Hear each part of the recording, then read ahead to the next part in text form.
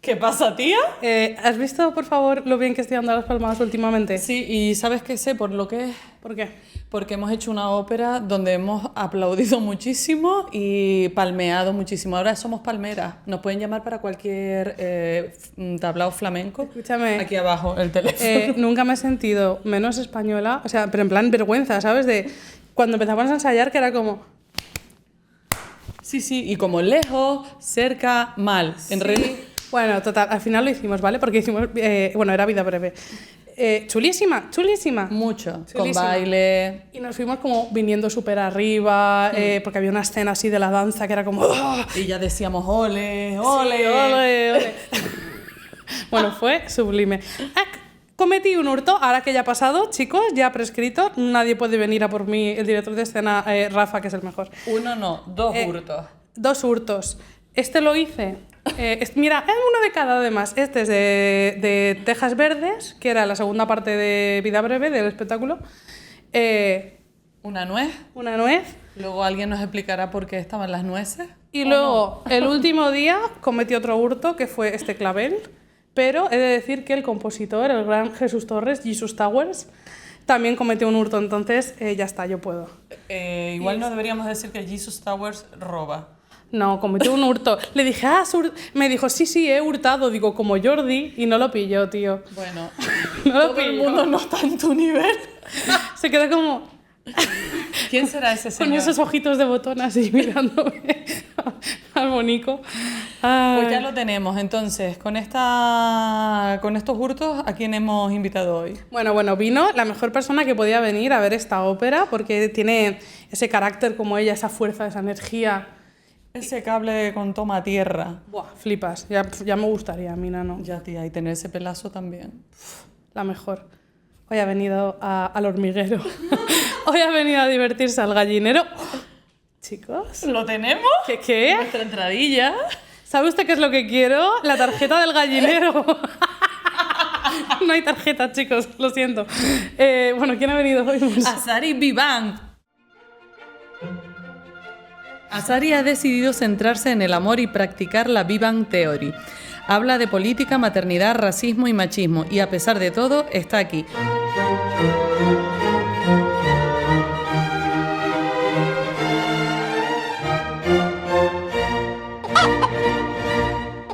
Hoy hablamos de ópera y vida con Azari Vivan.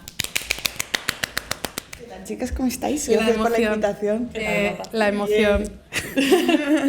Azari vino a ver Tejas Verdes y Vida Breve, bueno, al revés, por ese orden, Vida Breve y Tejas Verdes, que son 2 óperas distintas, pero como que se Vinculaban entre ellas. Y había personajes que aparecían una en otra, tal, como que la historia estaba un poco conectada. Y al final los temas tampoco son tan distintos, entonces yo creo que la combinación más o menos funcionaba. ¿Te gustó? ¿Qué te pareció? Me gustó mucho, yo vi que la combinación funcionaba así, porque al final las protagonistas son mujeres, al final las protagonistas son mujeres sufriendo, ¿cómo no? Son mujeres sufriendo injusticias. Y luego, aparte, bueno, a ver, es que sobre la obra en sí no voy a decir absolutamente nada, porque ¿quién soy yo para hacer una crítica a tremendo arte? O sea, es que lo que se hace allí es sencillamente increíble. ¿Habías estado alguna vez en alguna ópera? ¿En algún concierto así de sinfónico? Pues tengo que decir que he tenido la suerte de ir a la Ópera de Viena. Sí. Qué ¿Y tú y guay. yo? No, tú No, sí, que va, yo yo no. que va. Y me maravilló. Pero tengo que decir, fíjate, que hay una cosa muy... que hay una cosa muy profunda realmente en que la ópera sea en la lengua en la que tú sientes y piensas. Aunque la puedas leer, no la sientes desde el mismo lugar. Porque cuando yo oigo un quejío, Sí. hay algo que se activa dentro de mí, que por mucho que sea en la Ópera de Viena, no se activa ahí, ¿sabes? Y eso es muy potente. No comparo, no juzgo, simplemente quiero recalcar que hay una cosa muy poderosa allí de que ese arte, en concreto el que yo vi aquí, fuera en la lengua en la que yo siento. Totalmente, es que además no es tan común aquí. casi no hacemos óperas en Aquí español. no se hace ópera en español. Y además, qué paradoja, que... Porque me he informado, ¿eh? Me he informado que La vida breve, según he leído, se estrenó en francés. Sí, porque no le dejaban aquí, ¿no?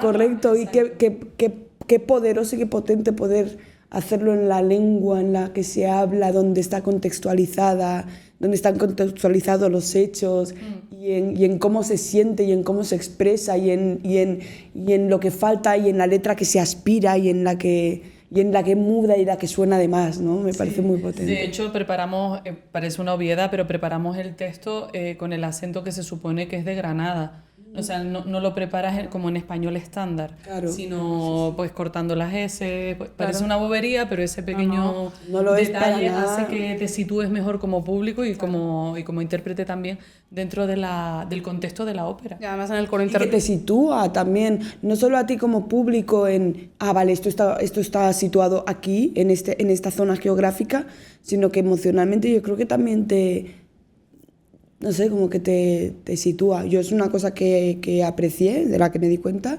y que como público la valoré mucho porque es cierto que se siente desde otro lugar. ¿Y la segunda ópera también?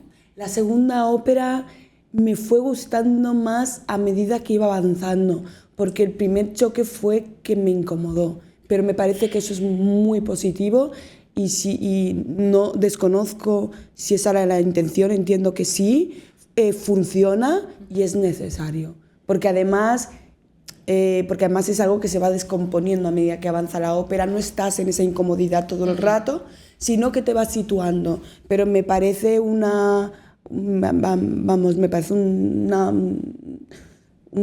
cosa muy, muy apropiada que te dé ese bofetón de inicio y que además es muy necesaria y muy real. Claro, también tiene mucho poder los textos que se utilizan, que vienen de una obra de teatro que se había hecho previamente, de Fermín Cabal, que era lo mismo, y que luego incluyen textos de Miguel Hernández. O sea, el contexto de Tejas Verdes, claro, es un campo de tortura, en realidad. Sí. Y claro, Miguel Hernández justo estaba encarcelado cuando escribe los textos que se utilizan para la ópera. Sí. Entonces tiene bastante coherencia, no sé, yo creo que llega, ¿no? Sí, a mí me gustó mucho. De hecho, es curioso porque cuando salí, y yo creo que no quiero ponerme en el lugar de las demás personas que estuvieron ahí, pero de hecho cuando salí tenía como súper claro que me había gustado más La vida breve, pero por una cuestión también yo creo que de coetaneidad, ¿se dice así? ¿Existe esta palabra? De coetaneidad, de la cuestión de sentir que todo esto que esa historia, que al final es una historia de amor y de desamor y de decepción y de tal, como que resulta fácil, ¿no? Empatizar, resulta fácil traerlo desde el lugar, desde la época que se describe en la ópera y traerlo aquí a este presente, ¿no? Y yo creo que eso hace más fácil que salgas de la ópera pensando que te ha gustado más, porque te resulta más fácil. Y más familiar, al final el propio texto es muy coloquial, hay como expresiones populares. Exacto, y es más fácil conectar con eso, creo yo. Sí. Y emocionalmente es más sencilla también, que eso yo creo que también es una cosa a tener en cuenta. Pero a medida que avanzan los días, no hablo a nivel técnico porque desconozco la profundidad de las necesidades y las aptitudes técnicas que hacen falta en comparación para llevar a cabo una u otra obra.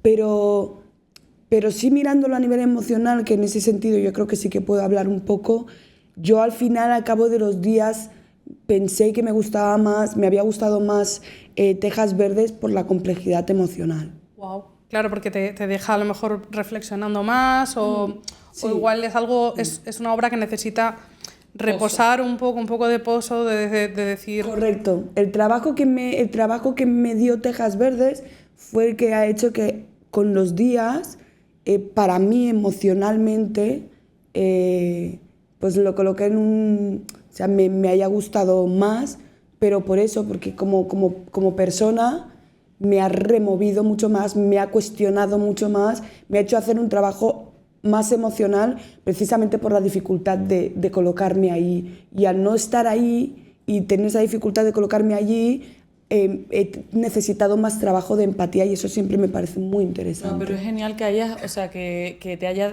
dejado un impacto o una impresión, una ópera, como para estar varios días diciendo, madre mía, ¿y esto? Para eso es el arte, ¿no? Claro, claro, pero es la primera vez que alguien nos lo comenta y me parece súper interesante porque es lo que acabas de decir, para eso es el arte, ¿no? Para conmoverte, bueno, puede ser también para entretenerte, para embellecer lo que tú quieras, ¿no?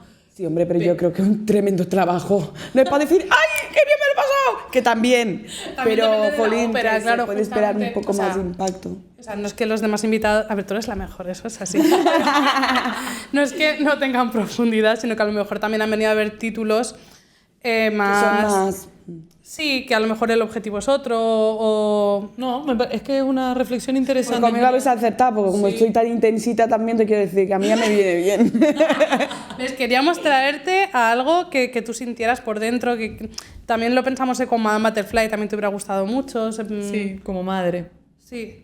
Pues Cuajo me encantó, además las dos protagonistas son mujeres, hay una crítica brutal en ambas obras y me encantó. Sí, la lectura de Villalobos es un poco... Me encantó y la oportunidad de ir al teatro también, o sea, que no es una actividad que hagas de forma habitual, yo por lo menos. Y tú además que estás siempre sobre el escenario. Sí, y que tener la oportunidad de ir a ver una ópera, ya solamente eso me parece precioso, vamos. Tú, por ejemplo, bailaste años, tienes formación de bailarina y has bailado en videoclip y, bueno, donde tú hayas querido, en fiestas... Vale, quiero aclarar que eso no es necesariamente bailar, ¿vale? Pero en mi caso, lo siento mucho, se tenía que decir y se dijo, pero en mi caso sí tengo formación.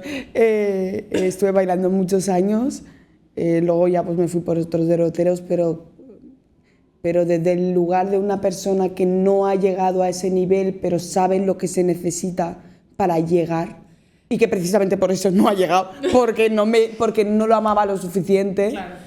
Pues precisamente desde esa mirada es que me parece asombroso lo que ocurre. Quería preguntarte cómo o sea, como tú has sido o bailas, has sido bailarina, ¿cómo te parece a ti que aporta que haya habido, por ejemplo, un ballet, un pequeño ballet dentro de la ópera? Pues es una cosa en lo que me fijé mucho por razones obvias. Son increíbles. Me encantó el vestuario porque fíjate que me pareció descontextualizado en algún punto. Y ese toque me encantó. Ese toque de modernidad, de las transparencias, de las camisas que llevaban. Parecía como que estaba descontextualizado, pero en otro sentido... Como que aportaba una lógica dentro de cada cuadro. Bueno. Me encantó el vestuario, los bailarines eran impecables. Otra cosa que me gustó fue que no tenían el clásico físico de los bailarines de videoclip. No. Eran bailarines, cada uno era un bailarín de una persona real de a pie. Sí. Y todos igual de buenos. Y me parece que eso es algo que también es súper importante, porque creo que tenemos la idea del bailarín estético, ¿no? Sí. Estético me refiero dentro de los cánones, de la idea que tenemos el normativo dentro de nuestro imaginario. Y creo que una ópera o una obra de arte como esa no puede adolecer de no representar la calle, porque al final lo que traían ambas obras eran verdad, eran verdad. Y me hubiera parecido un fallo garrafal que dentro del cuerpo de baile eso no hubiera estado representado. Sí, ver esa homogeneidad de repente de... Me encantó. Tampoco había caído yo en esto, pero tiene toda la razón. Claro que sí. Siendo completamente no normativos el coro, los solistas, ¿no? Que también el ballet forme parte de esa diversidad. Y bellos cada uno, claro, porque os voy a decir una cosa. No todos los cuerpos son bellos, pero hay cuerpos bellos en todas las formas. Y... Anotando. frase. Estoy a punto de llorar, chicos. Y allí estaba presente y me parece que de verdad que hubiera sido un error garrafal que no hubiera sido así.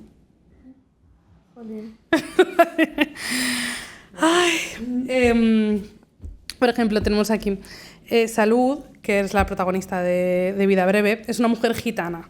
Y al darle vida en la ópera, muchas veces, por ejemplo, Carmen es una gitana mucho más exótica, es lo que estamos hablando, más normativa, tal. En cambio, Salud, de Vida Breve, es como una mujer más de a pie. Lo que tú decías, todas nos podemos ver representadas en ella.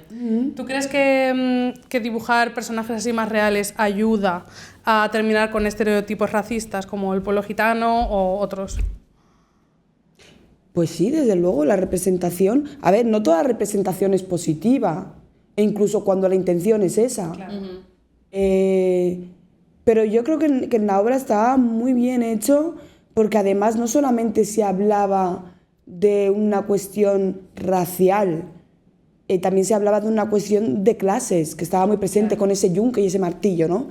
Y me encantó, además, hay una cosa que creo que ocurre mucho, que es que se nos niega el sufrimiento. Es curioso cómo todo el rato nos dicen que vamos de víctimas, pero luego por el otro lado se nos niega el sufrimiento, se nos niega la capacidad de sufrir. Es como si tuviéramos que tener el umbral del dolor en súper alto, ¿no? Yo no sé, lo puedo como de alguna forma mostrar en... Jolín, vemos a cualquier persona sufriendo y empatizas enseguida. Sin embargo, los cuerpos negros se muestran, según dicen, para que la gente empatice. En serio, el inicio de la empatía de ese dolor empieza con la muerte de ciertos cuerpos y con el leve sufrimiento de otros. Cuidado. Entonces me parece que es muy, muy bonito que el dolor de esa Salud se muestre y que nos llegue y que nos afecte y que nos duela. ¿Sabes? Porque es dolor. Porque es dolor. Y ya está. Y ya está. Sí, y es universal, en definitiva. Y por ejemplo, tú que eres, bueno, he oído que eres una persona muy espiritual, sí, que abandonaste la creencia religiosa, vamos a decirlo así. Bueno, no, yo no soy cristiana practicante, pero yo respeto mucho la fe. Yo respeto mucho la fe en cualquiera de sus formas, porque al final, como yo lo vivo, la fe es lo espiritual también. Y creo que hace falta, y que lo espiritual es lo interior.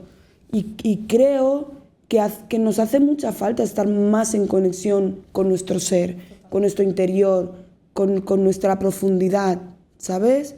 Porque vivimos mucho en lo superficial, en lo etéreo, en lo superficial, ¿no? En lo visible, en lo palpable. Y a mí todas las grandes cosas que me han ocurrido en la vida y todas aquellas que yo he podido disfrutar con otras personas siempre han nacido de lo espiritual y de la fe. Y me importa bastante poco de cómo llame a esa fe cada persona. Porque al final lo importante es ser capaz de conectar con una misma y a través de eso pues conectar con los demás. Yo no soy creyente, pero creo en muchas cosas y en muchas personas. Claro, por eso era un poco la pregunta, la quería llevar a ¿cómo crees tú que esta espiritualidad o esta creencia o la fe te lleva a superar situaciones o a convivir con situaciones complicadas como la de las protagonistas? Sí, con esas injusticias, a empatizar con ellas, a... Pues yo me hablo mucho. No voy por la calle, no voy por Gran Vía diciendo ay, Sari, madre mía, ¿cómo estás? No sé qué, que a veces también, te digo, porque soy muy de ensayar en voz alta. Me encanta. O sea, yo soy muy de ir por la calle que de repente... Y el que me vea pensará que le falta, que tiene una piedra. Y sí, la tengo, pero que por eso, que muchas veces voy ensayando y tal. Pero he aprendido a rezar. He aprendido a rezar en estos últimos años. Ay, me interesa mucho esto. Sí, rezo, y aparte a mí el rezar, que al final rezar para mí, estoy hablando desde mi propia experiencia, para mí rezar al final es hablarte a ti. Hay gente que a ese hablar le llama hablar con Dios, hablar con Alá, hablar con... Yo me hablo con mi voz interior, ¿no? Y me hablo y Y a mí rezar me cambió la vida porque hubo una etapa de todo este camino que no ha sido fácil en el que vi que sin querer me había instalado un poco en la queja. Y rezar me salvó en el sentido de que me di cuenta de que hay un orden para rezar. Rezar incluyes también agradecer, por ejemplo. Efectivamente. Yo cuando rezo, primero pido perdón, luego doy las gracias y luego pido. Y te das cuenta de que cuando pides perdón, te das cuenta de tus errores, agradeces lo que tienes, pides menos. Porque al llegar a pedir, te das cuenta de todo lo que ya tienes. Wow. Y a mí rezar me sacó un poco de esa etapa en la que ves que hay cosas que, Además es un bucle, ¿eh? En el que es súper sencillo caer. Sí, y sobre todo cuando yo creo que es real, ¿no? Que hay perfiles que tienen que trabajar muchísimo más para tener la mitad. Eso es real. Sí. Pero, ¿qué obtengo yo como espíritu desde la simple conciencia de esa realidad? En realidad, ser consciente de esa realidad me hace consciente de esa realidad, pero no me aporta nada.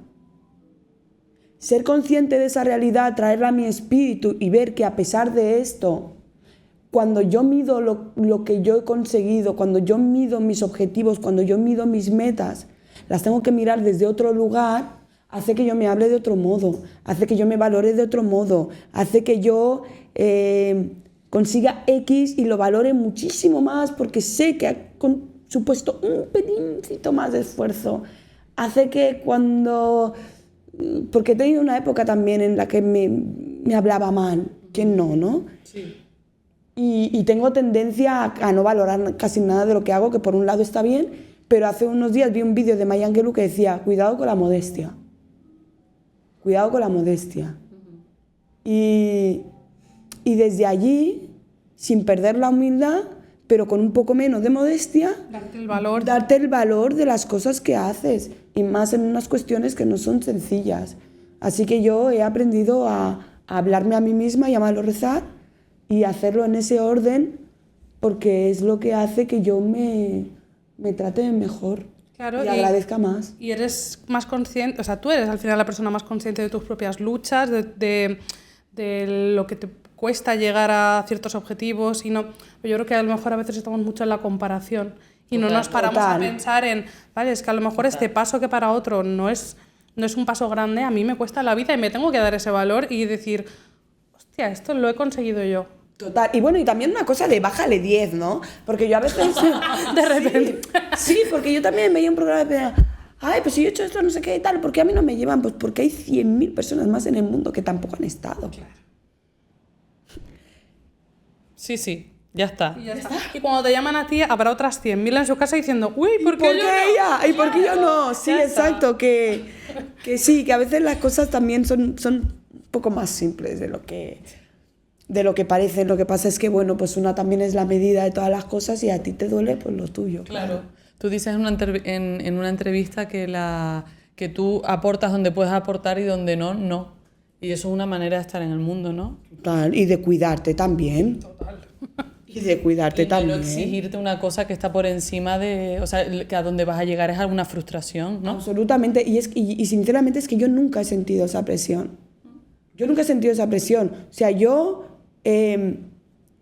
por ejemplo, la gente me dice, ay, crear contenido, tal. Lo entiendo.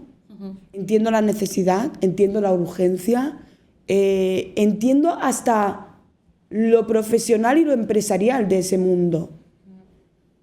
Pero es que siempre me dice, ¿por qué no sé qué hay? ¿Por qué no sube no sé cuánto? Y yo siempre respondo lo mismo, es que yo solo hablo cuando tengo algo que decir. A veces me dicen, ¿y por qué intervienes tan poco? Digo, porque no tenía nada que decir. Es verdad. Las redes... Y por eso a veces, igual, cuando digo las cosas, siempre suena tan contundente, porque cuando lo digo es porque tengo necesidad de decirlo. Quizás nos iría a todos mejor, vamos, yo me incluyo, de opinar realmente cuando tienes una opinión que has argumentada, que has leído, que yo qué sé, ¿no? Que te has mirado por dentro, etcétera, y no hablar por hablar, que es lo que hacemos todos muchísimo. Sí, es que siempre hablas de lo mismo, es que siempre hablo de lo que sé. Claro, y de lo que te mueve y lo que claro. Y ya está, cuando se abra otro campo, otro tal, en el que yo me sienta lo suficientemente interpelada y lo suficientemente preparada como para emitir una opinión, hacerme responsable de ella, aún pudiendo estar equivocada, lo haré. Mientras tanto, pues no, porque no aporto nada. Pero mira, el claro ejemplo ha sido cómo has llegado a esta entrevista, por ejemplo. Nos has aportado, hablando de la ópera, muchísimas cosas que nosotras, como intérpretes, no le habíamos sabido poner palabras, por mucho que lo sientas o que lo intuyas, porque has sentido que eso es el mensaje que podía ser útil, o ya no útil, sino lo que tú sentiste. No sé si me explico. Sí, perfectamente, sí. Qué guay. Ojalá fuéramos todos así, se me siento fatal ahora. Venga, vamos a dejar esto. Tú dices también que el arte es una necesidad, en tu caso además como creadora, ¿no? Más allá de como público al haber venido. Sí. ¿Crees que todo el mundo siente esa necesidad, Sari? No, una vez tuve una cita, Por fin vamos a hablar de cucarachos, chicos.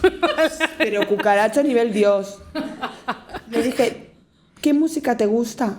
Y me dijo, es que a mí no me gusta la música. Y le dije, no, espera. Y le dije, no, ¿qué género te gusta? Me dice, no, es que no me gusta ningún género. ¿No te gusta el oxígeno? Es como... Imagínate mi cara. Bueno. Porque no sé si coincidís, pero hay que ser muy psicópata Sí. para decir que no te gusta la música. Están muerto Es por rarito. dentro. No, qué rarito, muerto por dentro. O sea, No te digo que seas una persona que no puede ir por la calle sin música como yo, por ejemplo. ¿Vale? Entiendo que a lo mejor no tengas afición a la música, pero que no te guste la música en general, Sí. que estás muerto por dentro. El cucaracho... Huir, ¿qué voy a hacer? Huir. Huir. hablando de cucarachos, en estas dos óperas son ellas sufriendo por desamor, por engaños, porque solo querían aprovecharse de ellas. Bueno, lo de siempre.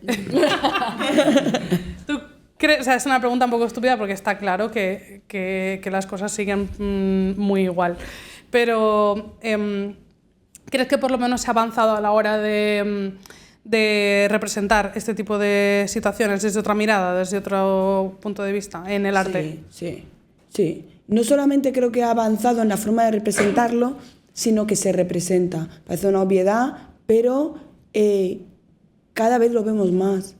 Y eso era súper necesario. Y además, una cosa que me gusta mucho y que me ha gustado mucho de estas dos obras es que yo creo que precisamente por ser ópera, porque el arte también es muy clasista. El arte es súper clasista, Sí, ¿no? puede ser muy clasista. Se habla muchísimo de la misoginia del reggaetón, que lo tiene, pero se habla mucho menos de la misoginia que hay en las letras de otras muchísimas canciones y composiciones. Total. O sea, hay una cuestión muy clasista y muy racial también. Y en la industria, en la En propia cómo se industria. critican unas cosas y cómo se critican las otras, ¿no? Sí. Esto lo digo porque... por esa cuestión del concepto nicho, ¿no? Cada vez que desde distintos ámbitos del arte, desde distintos espacios del arte, se muestran o se cuentan historias sobre mujeres, hay una cosa de ¡ay, nicho! ¡Ay, feminismo! ¡Ay, no sé qué! Como si todas esas historias no fueran vida en general. O incluso como si estuviera de moda, ¿sabes? Sí, como si hubiera que catalogarlo, meterlo pues en eso, en un nicho. Yo bromeaba el otro día de que cómo se va a apreciar un arte que se llama nicho si ya nace muerto para ti. Total. Es que nicho, o sea, hola, te entierro porque ya, o sea, no, sí. Es que el propio concepto ya es cuidado con esto, ¿no? Y claro, la ópera goza, yo creo que desde este lugar goza de una cuestión casi irrefutable de estar colocado en un lugar que es ajeno a eso, ¿no? Como que es... Como que está enfocado a personas que no tratan, que no entran ahí. Por lo tanto, se convierte en algo que es general. No podemos olvidar esta cuestión clasista, pero tampoco podemos dejar de agradecer que por lo menos desde allí eso permita contar historias de mujeres sin que la persona que lo esté viendo lo haga desde esta mirada de nicho. Se lo encuentre ya, ¿no? Allí. No, pero a Sí, ver, entiendo claro, lo que dices. la ópera lleva unos siglos funcionando en unos contextos que van cambiando y según eso han ido cambiando las puestas de Claro, no escena digo y que la esto no mirada. haya podido pasar No, te quiero con decir... otras obras a lo largo de los años. Entiendo Y que el teatro, entiendo y- que hace, yo qué sé, que cuando se estrenó igual esta escena de ¿quién era? Esta escena de La vida breve. la vida breve, la que está, un cuadro en el que ella está en el suelo con todos los bailarines alrededor, La vida breve. de la vida breve, que figura un abuso, ¿no? Sí, hacia El ella. pañuelo con sangre y todo eso. No se hubiera hecho esa así. escena me parece brutal. Sí. O sea, artísticamente me parece Bailarina es sublime, ellos, todo. increíble, El me coro. parece.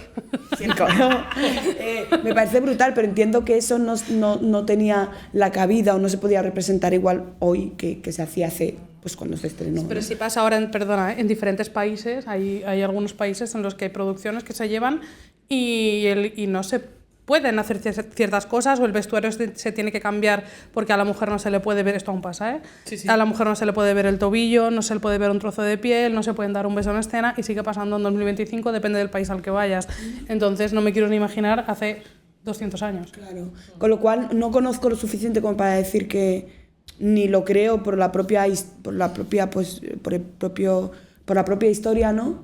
Pero sí que, bueno, no creo que la ópera esté exenta de esto porque no lo está, pero sí que creo que esa cuestión como de clase, ¿no? Esta cuestión como de respeto hacia una cosa que no es de la plebe, Ya. permite que no sea de la plebe, sino que no está en el imaginario como Sí, que no es tan para popular. gente de a pie, tan Sí, popular, sí. permite que se pueda contar desde otros lugares y que la mirada al imaginario o de la persona que lo ve cambie, sea distinta o lo pueda ver desde otro lugar. Y a pesar de esta crítica me parece que está muy bien y que es muy necesario y que al final esa libertad de mirada, esa mirada más pura, pues la puedan o se pueda ampliar a otros sectores, a otras formas de arte que no gozan de esa, entre comillas. Posición de privilegio, Sí, ¿no? total. Dentro de las artes. Efectivamente. Pues vamos con la mirada de otra mujer de estas dos óperas, que es nuestra querida colaboradora, Laia. Su silla. Bueno, ahora vas a tener una entradilla, o sea que perfecto. Llaman a Jesús y su acordeón, pues ella con Laia con su silla. Y sí, y voy a intentar no meterme en el plano. Sí. Bueno, igual a -10. Vale, bueno, si son un No, un poquito más. poquito más. Yo si me doy a menos, si me voy a Me da -7, pena. con que llegue a -7 arriba para decir Hola. hola, La regidora prevenidos. de la ópera. Bueno, pues habéis hablado de un montón de cosas y yo todo el rato me quería meter en plan, Claro. mazo esto también. Sí soy. Sí, todo el tiempo. Sobre todo lo de la música. Es que me ha encantado lo que has dicho de lo de la gente que no le gusta la música, porque yo siempre digo que gente que le da igual la música y gente que le da igual comer. A mí eso me genera... Desconfianza. O sea, una de las dos, vale, las dos ya es como... No. ¿No te gusta la O vida? sea, es que te da Es igual... como lo de, ¿qué te parece? No sé, pues, por ejemplo, pues una ópera y cena, que es como, no me gusta la música, no me gusta comer. O sea, te da igual lo que... Claro, es que Es como que... mi te puede- pesadilla. Sí, te puede gustar cualquier música, pero ¿a qué concierto irías? ¿De qué grupo o de qué cantante irías a un Hombre, concierto? algo debe haber, aunque Que sea va, que va. uno, ¿no? O sea, Hay no sé. gente que dice que le da igual la música, le da igual. Y la comida lo mismo. Pero ¿cómo te va a dar igual la música? ¿Y la Hay comida? gente que le da La igual. comida, o Hay gente sea, que come chicos, por- yo estaría, o sea, sin esas dos cosas no tendría ganas de, o sea, igual no estaba aquí, o sea. Pues habéis tenido aquí a Lamin y a Fran Sí. y nosotros salimos de gira juntos por el tema de los shows de No hay negros en el Tíbet. El mejor podcast, chicos. En cuanto yo digo, tengo hambre, Lamin y Fran empiezan a correr buscando comida. hay problemas. Sí, porque Lamin dice, Asari ha dicho que tiene hambre, chicos. Traer comida ya. Ya. Te los comes a ellos. Por los pies. Y además yo tengo hambre cada 2 horas. Pero yo hambre... es que ya también, como un voraz. bebé. ¿Por qué? Yo a demanda. Pero exagerado. Sí. Y es que, o sea, mi estado anímico está completamente relacionado con la comida. Bueno, pues... Yo tenía una amiga igual, ¿eh? Sí. No comía y estaba así. Amulada. Amuladísima, se enfadaba. Es que era como... No lo podía... ¿Sabes? Como cuando tienes un... Es una necesidad básica. Sí. O sea, yo ese momento del día en el que llego a mi casa, cojo el plato, porque además es coger el plato. Pum, pum, pum, porque hay gente que... Tengo una amiga que le encanta lo de poner el plato. Vive sola, pero ella se pone su tenedor, no sé qué, su servilleta, a veces se pone sus florecitas y todo, vino, copa, no sé qué, tal. Yo hago flash, coge el plato, le pongo aquí y a comer. Y ese momento del día en el que como algo que me gusta. Ay, es que tú no te vas a dormir pensando en lo que vas a desayunar, porque Sí.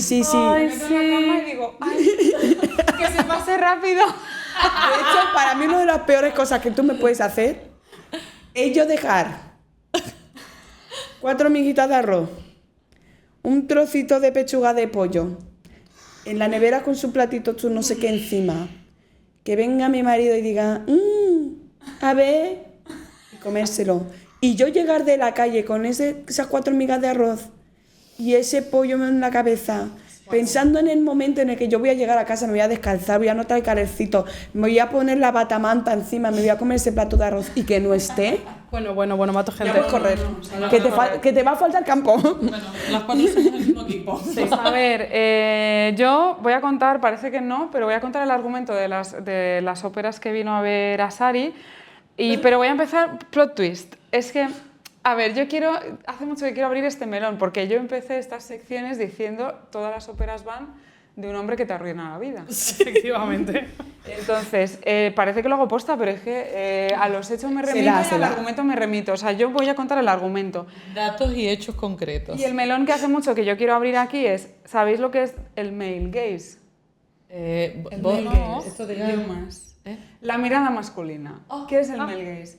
Pues el male gaze es todo. Todo, ahora donde nosotros, todo es el male gaze. Todo lo que se representa es la mirada masculina. O sea, el mundo se ve siempre a través del prisma de un señor porque hetero normalmente... y blanco. Siempre, ¿no? Así es como todo lo que se representa. Entonces, ¿existe el female gaze? Bueno, realmente estamos en ello, ¿no? Existir existe, falta que... Existir existe, pero es que hay una... Margaret Atwood, que escribió El cuento de la criada y otras grandes novelas, decía que todas las mujeres somos en realidad... O sea, incluso cuando estás sola en tu casa y te miras al espejo, tienes dentro de ti un hombre mirando a una mujer, como que eres tu propio voyeur todo el tiempo. Y yo cuando leí eso hice como...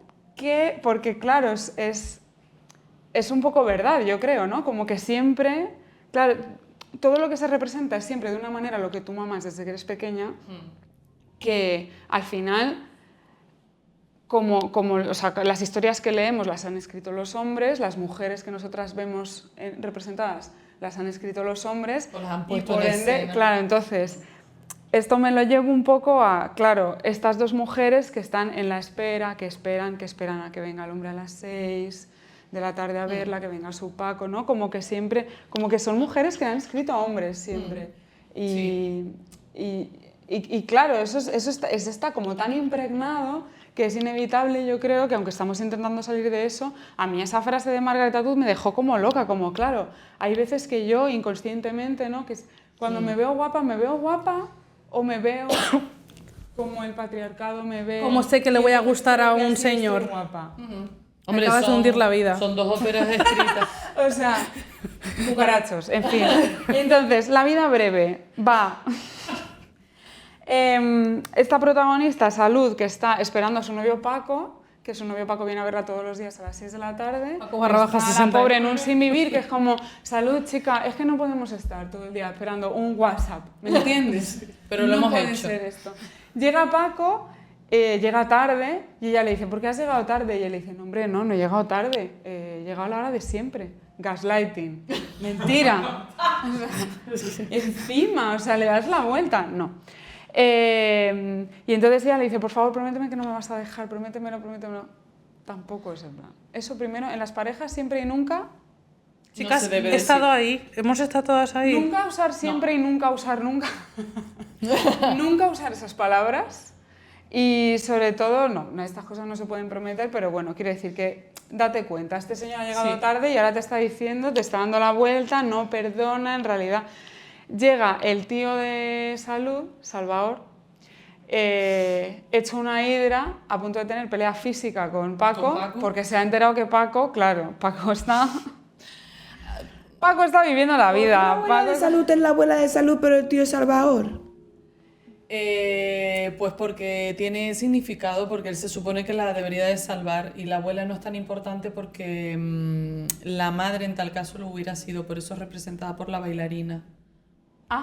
¿Cómo allá? Eso es la puesta en escena. En la puesta en escena. Claro, es que luego está eso. Luego está la mirada. Es algo que me... Claro, es que baila un poco la interpretación. Pero ahí es donde yo creo que entran las nuevas miradas que ponen muchos directores de escena, que es en aportarle, ¿no? Porque de nuevo, aportarle a la historia, que ya está escrita, que eso no se puede cambiar, el libreto no va a cambiar, darle un poco una mirada con la puesta en escena, con los personajes añadidos o con los bailarines o demás, donde un poco se vea que, bueno, aquí lo que se está representando son dos historias de dos mujeres vilipendiadas. Sí. Por una vez más, señores, es que yo no lo hago a propósito, yo cuento de lo que va esta historia. Resulta que, claro, Paco está viviendo la vida, está con Salud, pero se va a casar con Carmela, que Carmela es una niña bien, una niña rica, por de nuevo, lo que hablabais también, ¿no? Del tema de la clase joven, normativa. Y lo que me parece tremendo de esta historia es que la abuela, también en ese rol muy de un poco que yo creo que también esto lo podemos ver, o por lo menos yo creo que a mí me ha pasado, lo veo en las generaciones de mujeres en mi familia, esta cosa que te dicen un poco a ti, pero tú no digas nada, tú no sé qué, es que ellos son así. Es que ellos son de así. Aceptar el sistema. Claro, es que ellos son así. Sí, y de que nosotras tenemos que ser...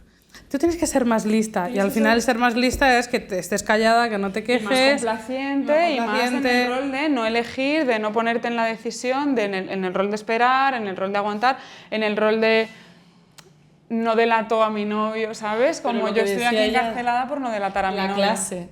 Ella sabe que puede tener problemas porque es de una clase inferior. La abuela sabe que su nieta puede tener problemas porque es de una clase inferior si ella genera algún conflicto. Claro.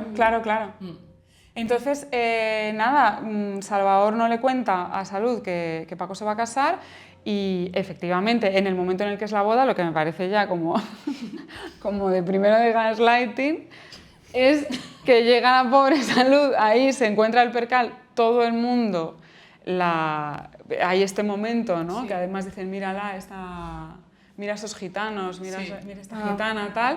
Y Paco dice, no, yo esta persona, yo a ti no te he visto en mi vida. Te pongas como te pongas, yo a ti no te conozco ni te he visto. No te conozco ni te he visto. Un ghosting que te cagas. Un ghosting, pero vamos, o sea... como cuando terrorismo, me parece, terrorismo. Te estás acostando con alguien que... ¡No es lo que parece! No, que es un casi algo, pero luego cuando estáis en grupo, de repente estás con tus amigos, es como, no. Eso seguro que tiene un nombre también, ¿no? Seguro, sí. El gaslighting, el bombing al principio, el bombing, luego te escondo. Bueno, una manipulación. Eso pasa un montón, con cuerpos normativos, bueno, con todo. Sí, porque como con las mujeres negras esto pasaba mucho también. Claro. Sí. Yo siempre lo cuento que, por ejemplo, en ese sentido es como que te presentaban mucho a los amigos porque era lo exótico, pero luego en la parte familiar no, porque no eras elegible, no eras una buena opción, ¿sabes? Wow. O como estos hombres que se enamoran de la persona, ellos están encantados de la vida, pero resulta que como no entra dentro de los normativos no les presentan a los amigos. Claro. Igual a la familia sí, pero a los amigos no. Claro, fíjate. Claro. Qué fuerte. Pues con esta cosa tan contigo... Oye, escúchame, y si la chica es gorda y negra no se la presentan a nadie. A nadie. Pues mira, igual se ahorra conocer a algunos cucarachos, la verdad. No, te digo, es un favor, ¿eh? Sí. Y con el Esto tiempo te das cuenta de que te están Exacto, haciendo vas un entendiendo con los años de, bueno, y toda esta selección natural que me he quitado de encima. Total. Bueno, chicas, con este mensaje nos tenemos que ir hoy. Jolín, qué penita, nos hubiera encantado estar más.